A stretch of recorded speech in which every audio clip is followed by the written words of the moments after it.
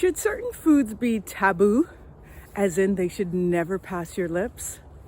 It's Kathy here with Weight Loss God's Way, and today I want to talk to you about taboo foods or trigger foods, and should you eat them?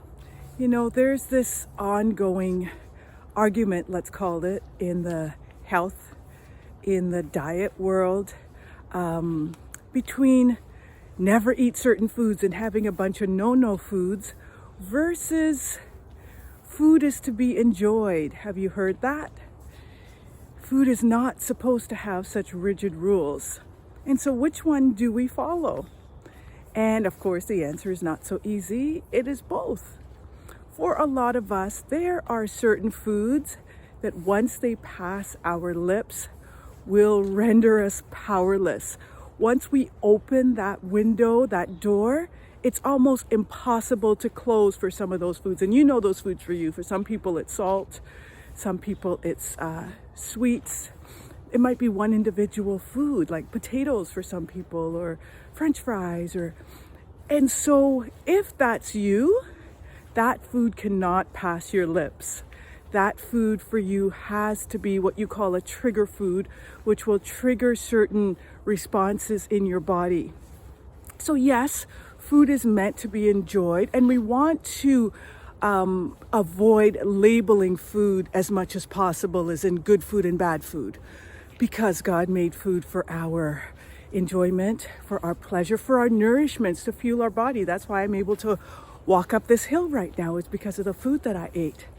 But know that for certain people, not everyone, certain foods are, we'll call them taboo, are off limits for you until you do the work to release that trigger, that emotional connection to that food. A lot of you, when you release that connection, that memory of that food, then you'll be free to eat it. And for some, just forevermore, that food cannot be part of your repertoire. And the only way to know is to try it and see. Every once in a while, I'll try one of my trigger foods and I'm like, nope, still can't have it, because for the next day after that and the day after that, it opened the door for me wanting to continue to eat. So as always, you got to know your body. You got to know what's right for you.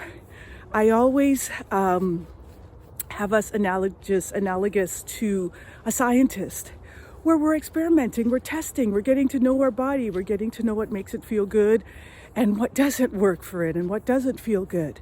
And that's the approach that you should have when you're learning how to eat healthier and be God's best is you're a scientist and you're understanding, because we just don't know what is right for our bodies. So I trust that that blesses you today. Do something for your health today. Doesn't matter how big it is, do something. And I look forward to chatting with you tomorrow. Remember, if you haven't subscribed, be sure to hit subscribe below.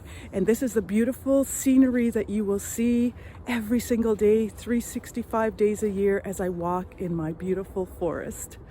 God bless you. Bye-bye.